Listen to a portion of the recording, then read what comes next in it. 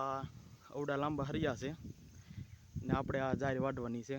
જો આપણું ટ્રેક્ટર ત્યાં પડ્યું છે. જો આ વાડીમાં કપાસ છે. આજ આપણે બપોરે 1-2 વાગ્યા ત્યાં સુધી આપણે જાર વાઢી નાખવાની છે. જો અવડા લાંબા હરિયા છે. જો ઓલા પર પાણી ભર્યું ના ડેમ છે. એ ડેમ અડધો ભરેલો છે. જો આવી રીતે કંઈક ડેમ છે. આખો ડેમ ભરાય એટલે આપણે આ જાર છે એ બધી ડૂબી જાય. આ શેઢા સુધી પાણી આવી જાય છે. આખી વાડી આપણે આ ડૂબી જાય અને ઓલી વાડીમાં તે ઓલી લીમડી છે ત્યાં સુધી ભેજ આવી જાય છે. અને બાકી જો આખી વાડી ડેમ ભરાય એટલે આપણે આખી વાડી ડૂબી જાય. પછી ડેમ જેમ ખાલી થતો જાય એમ આપણે આગળ વાવતા જઈએ. જો આવી રીતે આપણી વાડી છે. ને જો આપણું ટ્રેક્ટર ત્યાં પડ્યું છે. ડેમમાં મિત્રો ગારો બહુ થાય. વરસાદ આવ્યો એટલે ડેમમાંથી તમારથી હાલી નહીં ન નીકળાય એવો ગારો થાય. ટ્રેક્ટર કાઢવાની તો વાત અલગ છે, પણ આપણીથી હાલે નહીં ન નીકળાય એવો ગારો થાય મિત્રો ડેમમાં. જુઓ ડેમની જમીનમાં ખડ તે બહુ ઝાઝું થાય છે. જુઓ આવું ખડ થાય ને જુઓ આવો ગારો થાય છે. જુઓ ટ્રેક્ટરના શીલા જુઓ તમે કેટલા ઊંડા વહી ગયા છે. જુઓ આવી રીતે આપણું ટ્રેક્ટર પીડ્યું છે. જુઓ મિત્રો ખડ એવું થાય ડેમની જમીનમાં, કેમ કે બધું પાણી ક્યાંથી આવે કાંઈ નક્કી નહીં. પાણીમાં બધો બિયારો હોય અને બિયારો બધો જમીનમાં જાય એટલે ખડ તો થવાનું જ છે. ડેમની જમીનમાં કોઈ દિવસ ખડ તો જાય જ નહીં. બાકી જુઓ ગારો જુઓ તમે કેવો ગારો થાય છે. આપણું ટ્રેક્ટર માંડ કાઢ્યું છે. 2 દિવસથી વરસાદ ન થયો તોય એટલો ગારો છે, અને વરસાદ આવ્યો હોય તો કેટલો ગારો હોય. જુઓ તો આપણું ટ્રેક્ટર આવ્યું સુધી ખૂતી ગયું છું. જુઓ તમે બગડ્યું એ જુઓ કેટલું ખરાબ થઈ ગયું છે. બાકી બીજું મોટું ટ્રેક્ટર છે એ તો ઓલી વાડીએ વાવણી ચાલુ છે એટલે વાવવામાં ચાલુ છે. અને બીજું મિની ટ્રેક્ટર છે કેપ્ટન, એ તો કપાસમાં ને સિંગમાં ને બેલીને એવું હાંકવાનું હોય ત્યારે યુઝ કરીએ છીએ. બાકી તો એ પડ્યું હોય, કેમ કે નાના ટ્રેક્ટરનો તો બીજો કાંઈ યુઝ ન કરવાનો હોય. બાકી જુઓ આવો ગારો થાય. જુઓ આવો ગારો થાય ડેમની જમીનમાં. જુઓ ટ્રેક્ટર આપણું એટલું ખૂતી ગયું હતું. જુઓ આવા શીલા છે બધા. અને બાકી જુઓ જાર વાઢવાની છે. તો મિત્રો વિડીયોમાં એન્ડ સુધી બન્યા રહેજો. વિડીયોમાં બહુ મજા આવશે. આપણા વિડીયો તમને ગમતા હોય તો ચેનલને લાઈક, શેર અને સબસ્ક્રાઈબ કરજો મિત્રો. અને ફૂલ સપોર્ટ કરવાનો છે.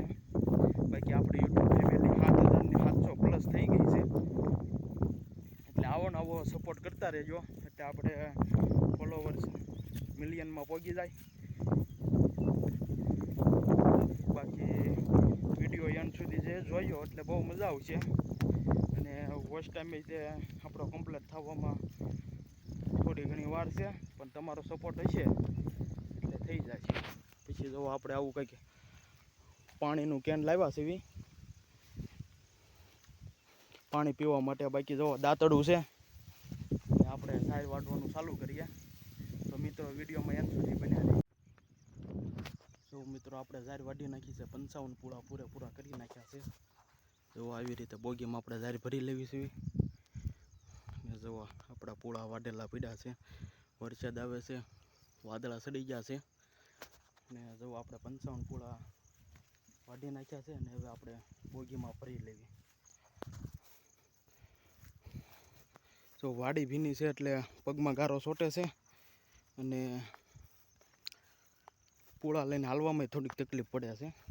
વાંધો નહીં, ધીમે ધીમે હવે લઈ લેવી. મિત્રો આપણે જાર ભરી લીધી છે અને વરસાદ ચાલુ થયો છે. જો તમે જે ખેતરોમાં પાણી ન થમાતા એવો વરસાદ ચાલુ થયો છે.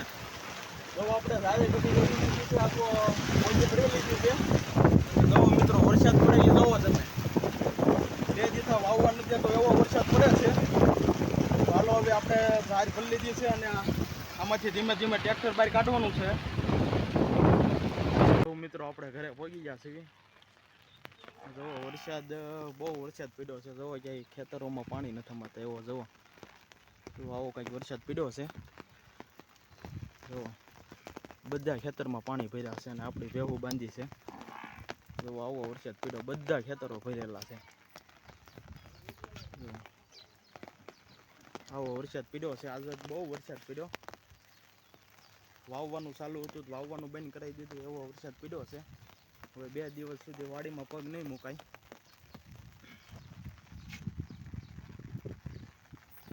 તો મિત્રો આપણે નેશનલ હાઈવે 51 ઉપર પહોંચી ગયા છીએ.